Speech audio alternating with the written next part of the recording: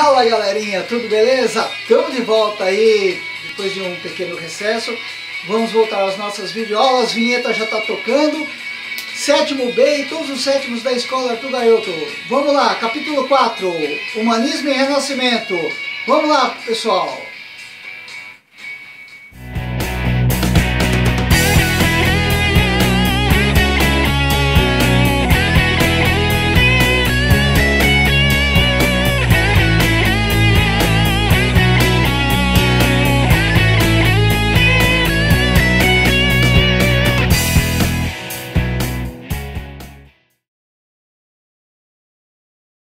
Fala pessoal, beleza? Como eu disse na abertura dessa videoaula, estamos voltando depois de um pequeno recesso para terminarmos aquela aula que a gente estava falando aqui da apostila, capítulo 4, Humanismo e Renascimento. Você vai pegar a sua apostila aqui a partir dessa página 286 e vamos seguir em frente aqui com esse negócio, certo? Então vamos lá. O Renascimento aqui, pessoal, ele não ficou restrito só na Itália, mas o surgimento dele foi no norte e no centro da Itália, certo? Em áreas que eram as áreas mais urbanizadas de toda a Europa naquele momento. Nessas regiões a sociedade exercia uma extraordinária atividade comercial que enriqueceu empresas, instituições bancárias que estavam surgindo e manufaturas, tá? Manufaturas é feito à mão, tá? Eram pequenas oficinas onde eram feitos os produtos para serem vendidos para as pessoas. Não existiam ainda as indústrias e as fábricas como a gente conhece hoje, tá?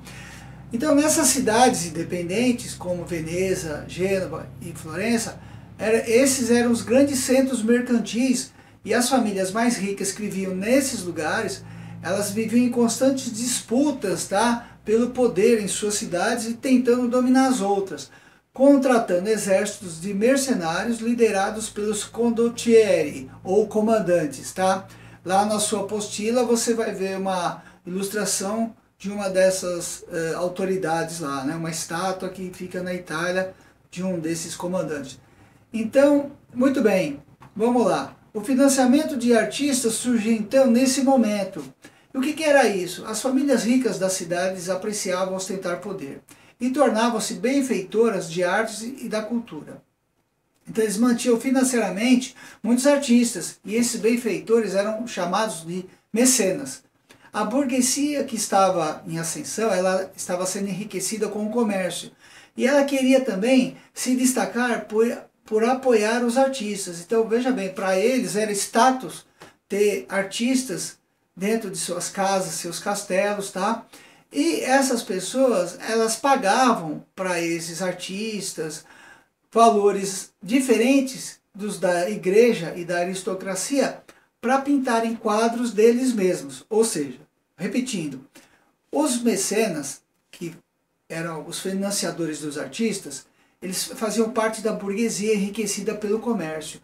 E esses caras, eles pagavam, eles sustentavam os artistas. Os artistas pintavam obras, faziam esculturas e outras benfeitorias para esses burgueses ricos. E os quadros que você vê hoje em museus são daquelas pessoas que viviam nos castelos, que viviam naqueles palácios, e eram esses quadros, essas esculturas, eram financiadas e pagas por eles para os artistas fazerem. Assim, o Renascimento ele ficou consagrado como um dos períodos mais revolucionários da história da humanidade, tá? Nesse ambiente de conflitos armados, de superação de princípios teológicos muito antigos lá da Idade Média, que estavam sendo substituídos por valores que privilegiavam o indivíduo, a Itália tornou-se então um ambiente pioneiro da grande renovação cultural que estava surgindo na Europa, certo? Veja o quadro. Essa figura você vê na sua apostila, tá? E é o Teatro Olímpico de Vicenza, na Itália.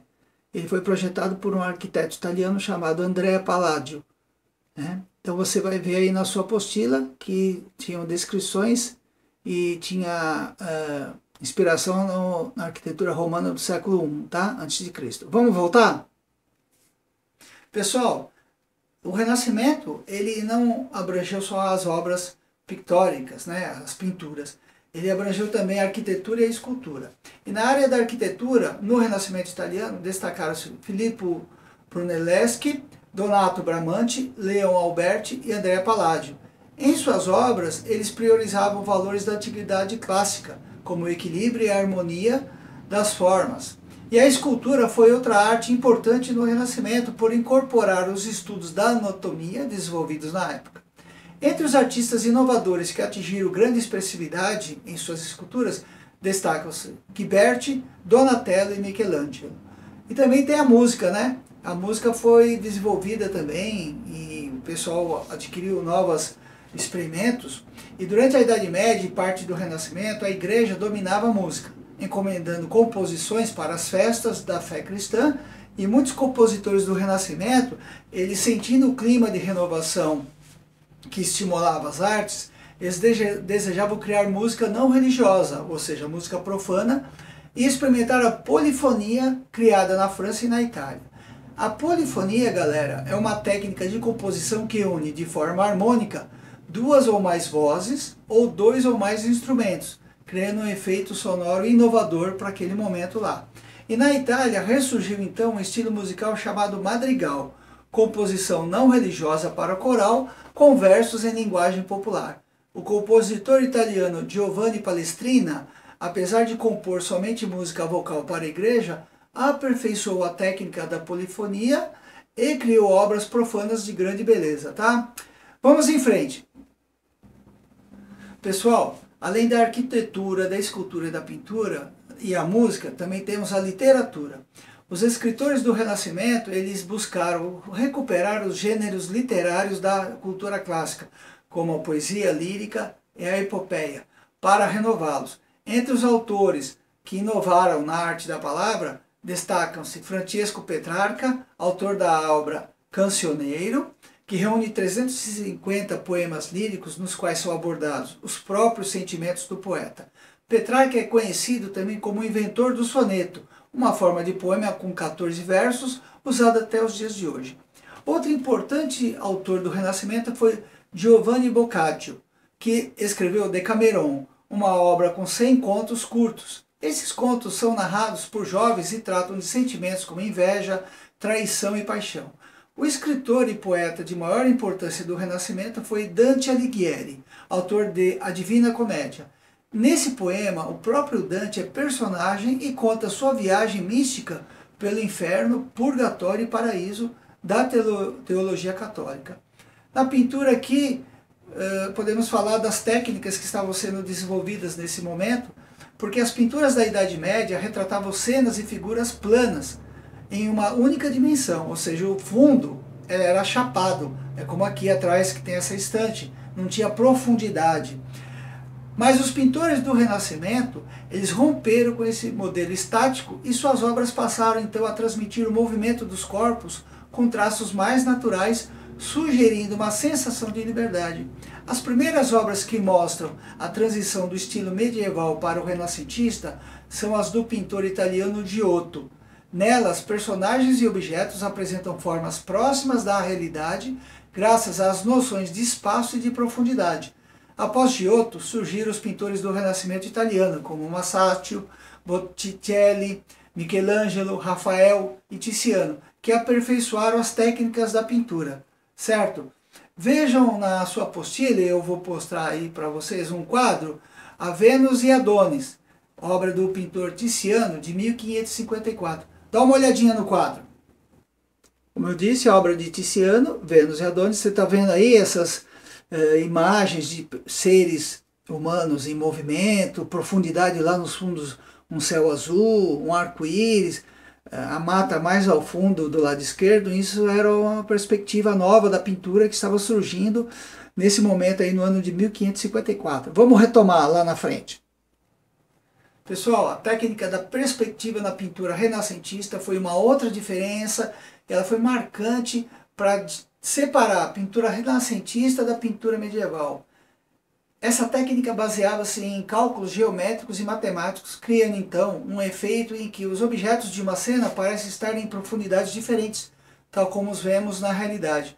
No Renascimento, essa técnica foi aperfeiçoada e a pintura passou a ser considerada uma atividade intelectual por se aproximar das ciências, uma vez que os pintores precisavam ter conhecimentos de matemática e de geometria para executar suas obras. Tá? Se você for lá na sua apostila, página 289, você vai ver dois exemplos de perspectiva usada na pintura. Foi por meio do desenvolvimento desses efeitos e sensações que as representações estáticas da arte medieval deram lugar às figuras dinâmicas da arte renascentista. Tá? Temos lá na sua apostila dois exemplos da Escola de Atenas, foi um afresco de Rafael do século XVI, e também uma outra obra de autoria desconhecida, A Cidade Ideal, mais ou menos lá do século XV, tá bom? Vamos em frente. Pessoal, Renascimento na Alemanha, tá? No final do século XV e início do século XVI, os ideais dos humanistas e do Renascimento chegaram à Alemanha.